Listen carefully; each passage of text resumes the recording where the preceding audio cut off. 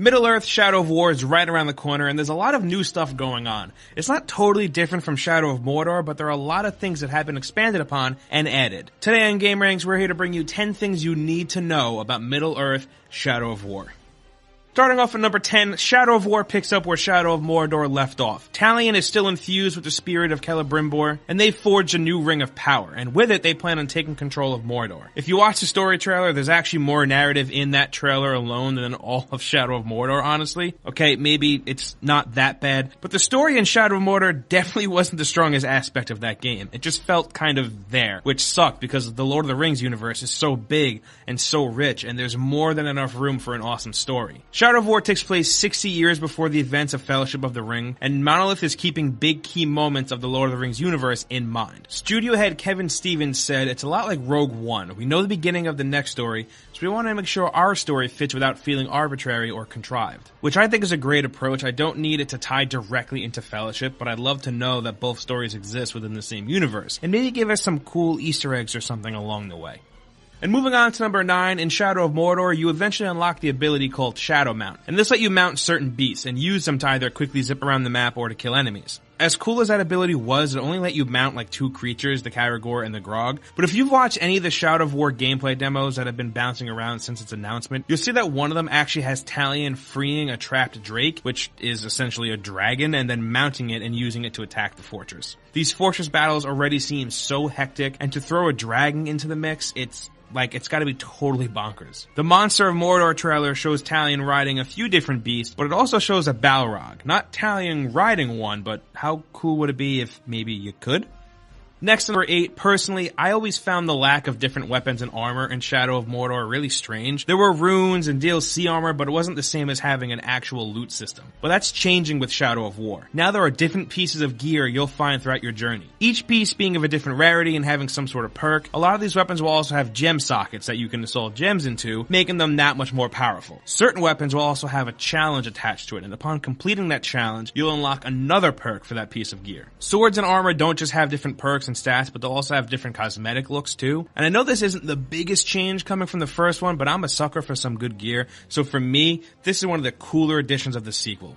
Next up, at number 7, if you've booted up Shadow of Mordor recently, you may have noticed something new called Nemesis Forge. It's here that you'll be able to export your highest ranking ally and nemesis into Shadow of War when it releases. The Nemesis system is still such an awesome gameplay mechanic, and to see it cross over from the first game into the sequel is really cool. My highest ranking nemesis was always such a dick. He'd show up out of nowhere and ruin everything, and I can't wait to have him do the same thing to me in Shadow of War.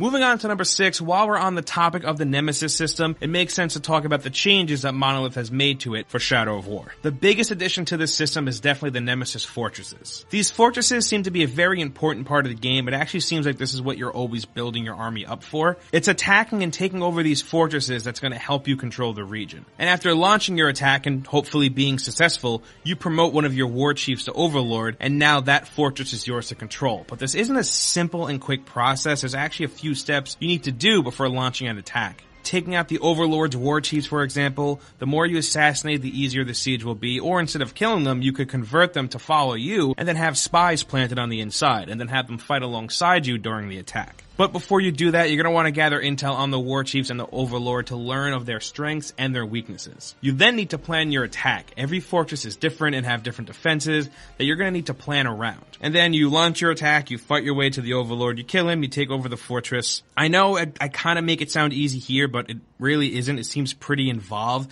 and there's definitely a lot of planning that goes into it. With all the different fortress defenses and the different strengths and weaknesses certain orcs have, which apply to both your army and the opposing one, each one of these assaults should play out fairly different.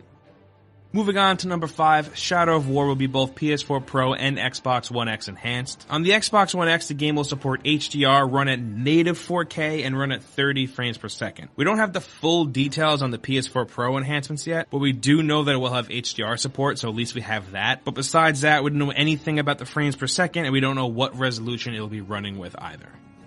Moving on to number 4, to jump back to Fortress Assaults for a minute, let's talk about the new Social Conquest mode. In Social Conquest, you can take one of your fortresses, assign it an overlord and war chiefs, and upgrade the defenses for the fortress and the army itself, and then share that fortress online for other players to attack. The attacking player would treat it just like they would any other fortress assault. You fight your way to the overlord, you kill him, you win the assault. This can be played in both regular and ranked. Regular conquests make it so the attacking player won't lose any followers that are killed after returning to their game. But when playing in ranked, if you lose a captain during the assault, that's it. That captain is gone for good. After successfully completing one of these assaults, you'll be rewarded with a conquest loot chest and spoils of war. Spoils of war being points that you can use to purchase spoil of war chests. Speaking of loot chests, let's move on to number 3.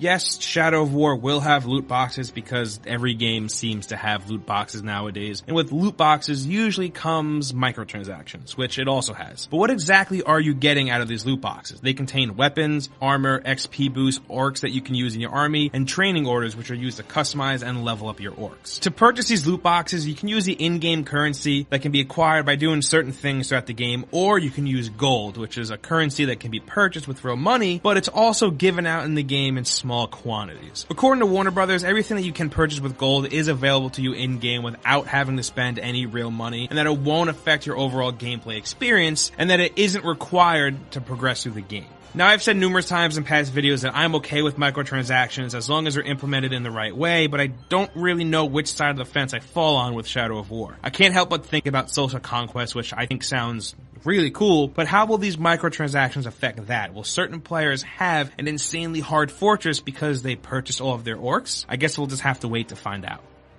Next up, on number 2, one thing I haven't been seeing many people talking about is the fact that Shadow of War actually has an end game called Shadow Wars. So after beating the game and conquering all of Mordor, which is something I'm sure we all knew was going to happen at the end, Sauron launches a counterattack and tries to retake all of Mordor from you. And the way this works is now you're on the defending side of the fortress assaults. So instead of breaking through the defenses, you're trying to prevent the enemy from breaking through yours, and instead of capturing points, you're defending them, etc., etc. You get the point. And that enemy army can overthrow you and you'll lose that fortress, which will lead to your overlord being captured, which will then lead to you having to launch a rescue mission and trying to get that fortress back from the enemy forces. I think it's a pretty interesting way to present an end game, and it sounds really cool. Beating the game will actually unlock the true ending, which is said to tie Shadow of War into the rest of Lord of the Rings. Finally, at number 1, we're going to finish with some housekeeping here. Shadow of War is out on October 10th on Xbox One, PS4, and PC. There's a standard release of the game for $60, an $80 silver edition that has 2 pieces of DLC and a silver war chest. Then there's a $100 gold edition that has everything in the silver edition plus 2 more pieces of DLC and a gold war chest. Then there's a $300 special edition that has all the digital stuff from the previous bundles, plus a bunch of physical goodies like a 12-inch statue. There's also a bundle called the My Precious Bundle. Yes, that's a real thing, and it comes with, you guessed it, a Ring of Power. So if you were looking to pick up this game, you have a few different editions to choose from. And those are 10 things you need to know about Middle-earth Shadow of War. But we want to hear from you. Meet us down in the comments and let us know what you think. As I'm sure you already know, hitting that like button really helps us out. And if you're new here, we put out videos like this every single day, and the best way to get them is with a subscription to the channel. As always, thank you for watching, and we'll see you next time right here on Game Ranks.